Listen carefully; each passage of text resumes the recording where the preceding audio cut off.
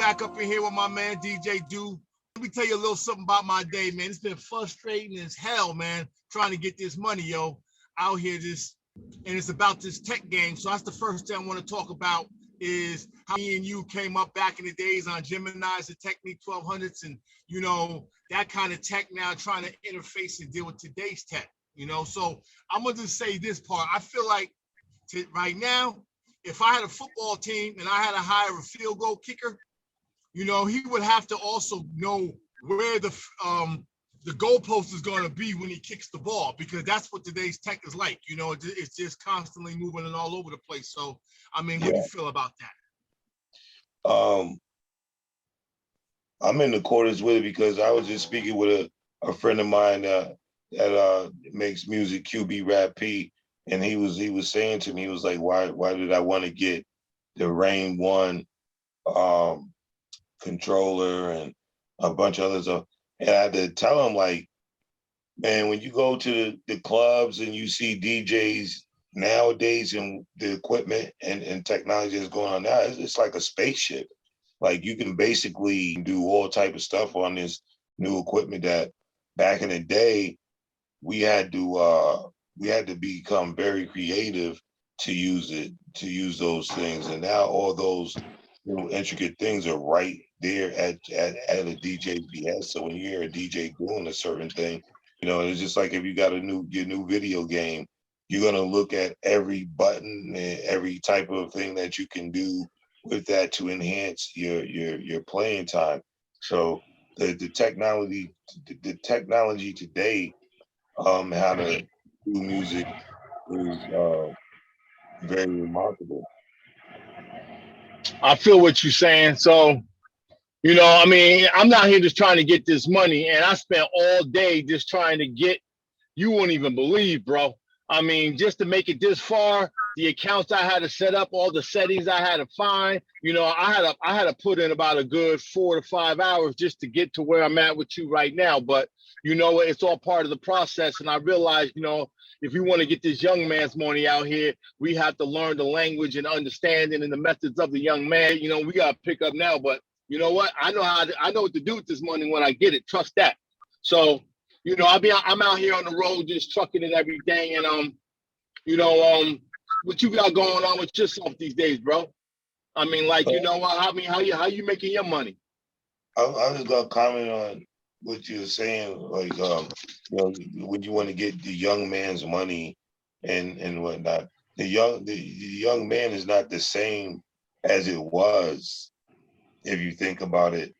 If you look at our society, I don't look at it like that. I look at it like if you can do the job, you should get paid the money. That's the bottom line, because if you look at it right now, with the U.S. economy and everything, they're begging people. They're basically, when do you ever notice that a fast food place will beg somebody to come work there so that they can make their money? Things are changed. The COVID situation did a lot of different things. It was a gift and a curse, and that's my firm belief of it, because it was a curse if you didn't know how to sustain yourself, that young man money, because there is a lot of youth that's in the street, basically killing each other for the same nickel, whereas there was opportunity for them, but they ceased to go take advantage of those things. So then you have the older gentlemen such as ourselves who are seeing that, and we're taking it to our advantage. So right there, we are getting the young man's money, because the way that the American economy is situated right now is like you're 65 and people are still working, so you better get a new plan on things. No, I feel what you're saying. I definitely agree that I've been driving all over the road, all over the country, and maybe you wouldn't be surprised at I call it a scourge or a phenomena of the shortage of staff. You know, how many places I've been, check this out. I went to Dairy Queen yesterday and they had a sign up there saying, due to staff problems, the lobby is closed. I'm like, what? Only the drive-thru was open. And I already knew what it was because, I mean, when I was over in this other town, same thing. I was ordering pizza. The woman was going on about it was her first day. I went to this other spot. They closed early because they didn't have enough people working. I went to a warehouse to pick up some load for my trailer, and I was on a 2-hour delay because they didn't have enough staff. So I'm like, are you serious? Really? Like, get back to work. Come on, America, get back to work. So, COVID, not to cut you, COVID, I'm trying to tell you, like, COVID gave people a lot of time to think about, to strategize, to study the system. You had 15 to 18 months to study. And those of you who were serious about what you're doing and you're trying to create business, things are going to be working differently now. So now you're going to have more sustainability, and then you're also going to have to create tangibility, because with COVID, we weren't able to do hand in hand. You weren't able to embrace or hug or anything. So we learned how to travel through the matrix, which is the internet, and going from there. Even food, the way that food is served, the way that food is produced or processed, it all is going to change now because of the different the scariness of the variants and the different things. Where, I mean, when COVID crippled America, the world, people even stopped making bikes. They stopped doing IT work because they didn't want to be next to that next person. So now, if you got thrown off track in that time, or you didn't have any type of skill other than working for someone else, COVID was your curse, because even government services were shut down. So if you weren't able to work and provide for your family, you were waiting for some type of sustainability from some office services somewhere. So when you ask, like, how am I making my money, I wasn't able to make money the way I wanted to as far as selling CDs and things like that. I was off the rocket on that, but I was able to use my cooking skill to sell food or to make extra money, and then still I had to bust out those 42, 50 hours a week to make sustainability, make sure your rent is paid, and make sure your child support and all that's done. Well, you talking real talk right there, brother. So listen, I'm gonna switch it up real quick, man, and ask you, like, what the hell is really going on in the world, man? I know that growing up, man, we used to follow the fight game. So what do you think about what's going on with the fight game now, bro? Did you see or hear about that fight last week? Floyd Mayweather and Paul Logan? I heard that he knocked him out and held him up so he could stay in the fight. Well, you know what? I ain't gonna lie to you. I ain't see every round. I wasn't gonna pay money for that circus, but I did see a bunch of the clips of the fight, and it's like, I don't know what to think about it, man. I don't know if it's good for the game. I mean, I guess, I was listening to Stephen A. Smith, right? You know the brother Stephen A. Smith, and he was liking what we watched to, like, Rocky Balboa and Thunder Lips, or Hulk Hogan from Rocky 3. You know what I'm saying? That was with Tiny, the big dude, may he rest in peace, Tiny Lister, right? Tiny Lister was Zeus. Well, yeah. So, because it's like a circus, man. It's like, okay, here you go. We got a boxer who's like 50-0, who's older, and he's fighting against some YouTube star who got like 20 million views, only has one professional fight and he lost it, and he's sitting there fighting against, arguably the greatest in the world. And people, I think, I'm trying to think. The guy might have made like, 10 or $15 million off the fight, and Mayweather made like a bunch of millions of dollars. Now you got legitified, bona fide, skilled boxers that ain't even seen that money. You got some dude that just, is a personality type, got into a ring and made a real big payday, So, I mean, everybody got their opinions about that, but that's I see some of the clips. It was like, and basically from a purist boxer point of view, Mayweather won the fight. You know what I'm saying? I mean, Mayweather outpointed him, but the other guy outweighed him by like 35 pounds. You know what I'm saying? That's why I was like, the other guy was like weighed in about 190 pounds, and Mayweather weighed in at 155. I'll tell you what, man, when you get a free moment, man, we'll pick this up next week, man, and then you can give me what you think about, man. Just go on YouTube or, check it out and just see some highlights, man, and you'll see how ridiculous. I saw certain clips and I heard rebuttals from a lot of people, and it was just like everybody's just saying like Mayweather knocked him out and held him up so he could get back conscious, so he could keep the fight. And hey, that's what. Hey, man, I'm a big believer in it. This many people seeing that shit happen like that.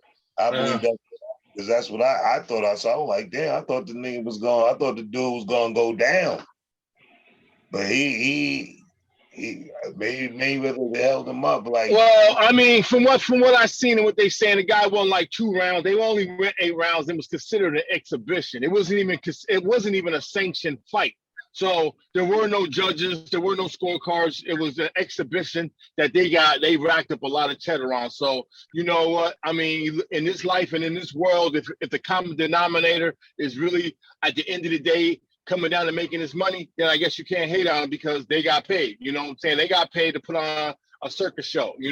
It's the same thing, Rocky Balboa versus Thunder Lips, or it was like Apollo Creed against Ivan Drago. You. So the hats off to those gentlemen. You know what I mean? They made that bread. I wish I had made that bread.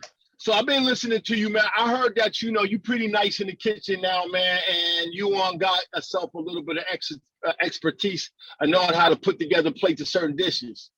So, I'm gonna call you out. I'm definitely gonna call you out. It's the summertime. July's coming up, 4th of July weekend. So, I throw it out in the kitchen too. So, I say that we have a barbecue shoot off, you know what I'm saying? And we can see who could put together the best, summertime weekend barbecue dish. And, you could get to put together your critics and I put together mine. And, you know what I'm saying? We can see what we got going on. And along the way, we could talk about meal planning and everything. So, you know what? I just called you out, son. DJing and cooking, that's it. That's how I'm retired. Okay. Well, listen, you know what? While we on the on the old man show, I mean, the title's a work in progress. So listen, I mean, I invite all my viewers to stick with us. You know what I'm saying? Definitely leave your comment in the comment section. Definitely press subscribe because we're looking for subscribers, likes, and don't forget to hit the little bell for the notifications as well. You know what I'm saying? Because we definitely appreciate your support. We need your support to kind of keep this content going for you and give you our perspectives. I'm shocked that you didn't mention the GOP clowns. I'm shocked that that right there is a circus. They just don't stop. They just don't stop. I wonder how the youngins perceive it. The world wasn't always like this. It wasn't. I tell to anybody that's under the age of 22 or 23, I want y'all to look in your dictionary and look under the word. Look for the words integrity. You know what I'm saying? Look for the words uprightness, upforthness. I mean that doesn't exist in today's political realm at all. I mean, it's like some of the things that when we grew up, we took for granted. I mean, don't get me wrong, they was snakes back in our day too. I mean, they were snakes then, but they all just took it to a whole new level now. Yeah, it is a whole new level. It's like the whole Macy Gray had a real good comment that she had. She said that, and this is her words, that she thinks that it's time for a change in the American flag because this red, white, and blue doesn't represent this this era right now, if you would. The flag needs to represent the colors of the people that live in this country. Those white stripes should be off gray, off white, if you would. America, they're not only they're trying to whitewash slavery,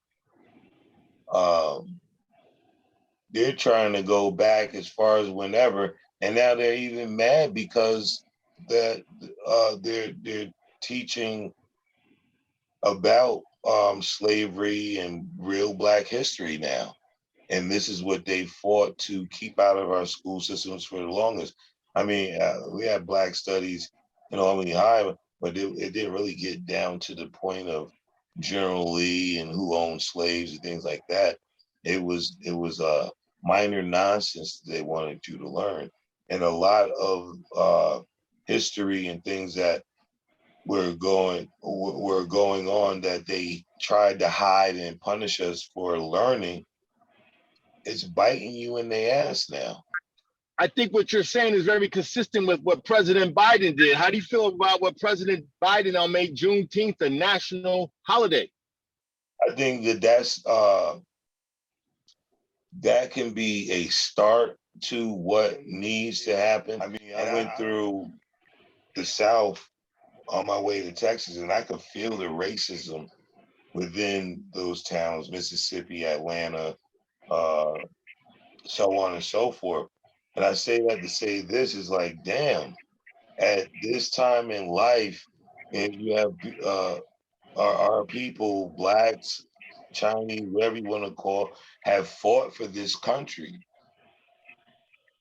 And yet still, I mean, you refuse to show that love and respect. And big rest in peace to Henry Johnson.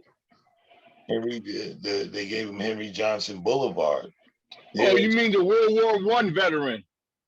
Exactly. When they had the Harlem music band, they had the Harlem fighters, the soldiers that were from Harlem that fought for this country.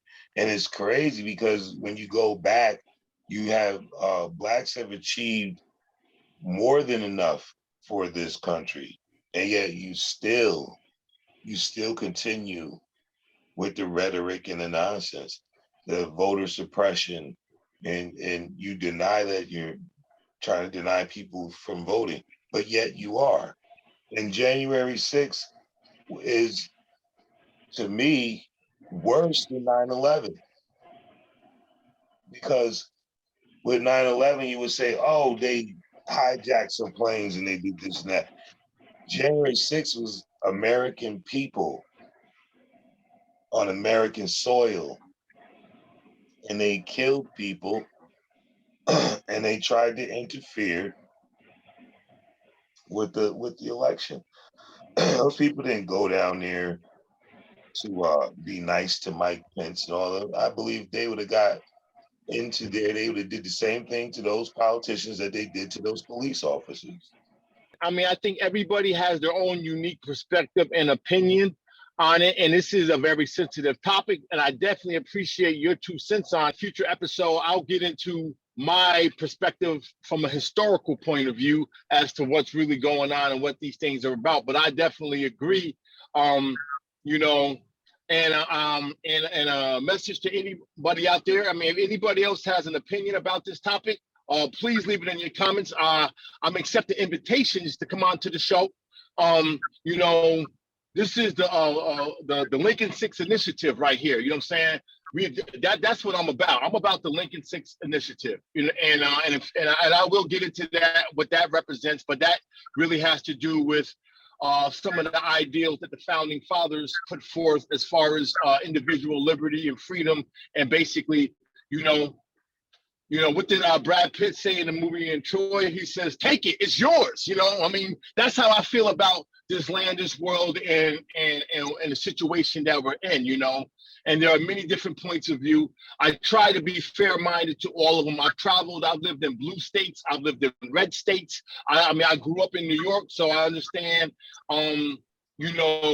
The thinking of the people of the great state of the Empire State, New York. I understand the thinking of the people in Utah, Alaska, Washington State. Not to mention many others. And basically, as they say, all politics is local, and people's points of view originate from how they were raised and how they see their family structures and what political systems work to maybe put food on the plate for them.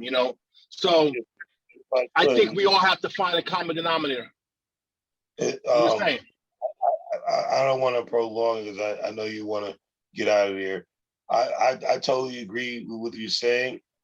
The problem right now with America, when you go to the extremes to try to do a David Copperfield in front of the whole world. Continue. Religion is just not going to work because you have headlines in other countries who witnessed what happened in January 6th. And then you have the actual characters involved who continue to talk against what able-bodied people did see. It's just like saying, "Oh, I saw him kick my door in, and he came in and took my TV." And then your wife says, he was the guy who came to pick up the television to fix it. He didn't kick the door in, but we all saw what happened. And we all it sounds like my last relationship, but yes, I hear what you're saying. And the thing about it is, in order for America to move forward in things, you have to take care of that situation. It's like your wayward child has wronged, and you have to discipline. I'm not going to use the word punish. You have to discipline that child in order for the other children to understand that what you did was not only wrong, you put everybody in the household in danger.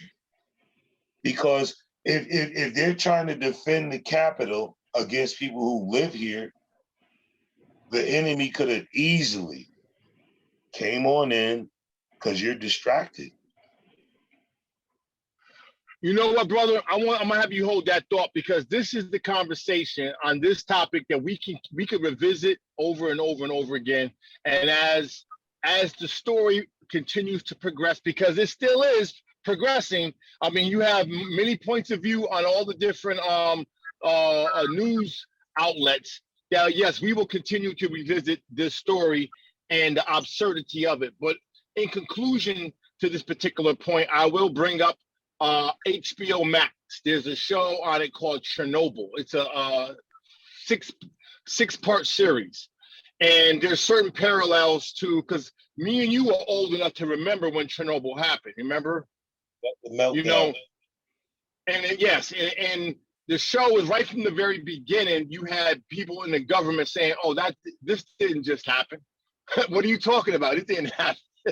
They were saying that until they had countries on the other side of the earth saying, "Hey, listen, we have a particular signature of uranium and radiation that we are picking up in our air that is specific to your facility." And at that point, I mean, then they found like, okay, well, maybe we did have an explosion. Yeah, they definitely had an explosion. It was on TV all the time. We saw it. Visually, we saw it. Yeah, but there's nothing to see here. There's nothing to see here. Yeah, that didn't really happen.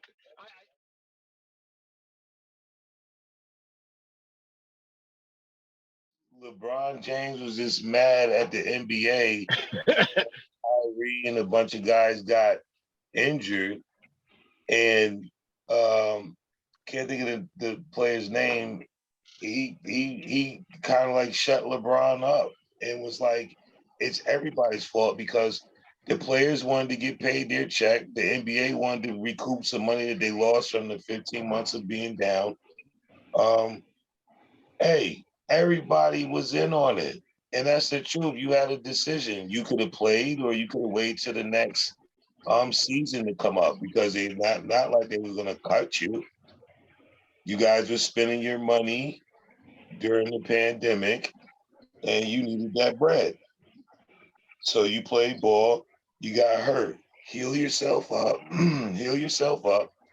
Because when you point your finger at one person, you got four other ones pointing back at you. No, you know what, man? You don't even want to get me started on that topic. I mean, I like LeBron as an athlete and as a ball player, and I agree with some of the things that he stands for, but there's a lot of things that I think that he could just keep his mouth shut about, to tell you the truth. But you know what? That's just my opinion on it. You know, sometimes I think he tries to do a little bit too much. You know, he presses issues that don't have to be pressed. But you know what? He's a whole generation different than me and you. So he obviously he sees the world a bit differently. But no, I'm not talking to you. I'm over here. There's a truck driver looking at me like, because he sees me running my mouth, and he's like, you know, he's making hand gestures. I'm like, no, man, no, this has nothing to do with you. Here. I show my audience. This is what I show my audience. Yes. There he goes, right there. All right, so listen, we're gonna go ahead and wrap this segment up, and you know, I look forward to seeing you next week, and you know what, and you know, we'll kick it again, you know what I'm saying, and we'll share the world from our perspective, you know, share it with the people, okay? So, DJ Duke, you know, maybe you could bless us. There you go. You could bless us down the road and show us some of your other skills. So, I'm gonna say peace to all. And in conclusion, you know what I'm going to say. You know what I'm saying? This is the Lincoln 6 Initiative. You know, we are life, we are love, we are legion. So on that note, peace.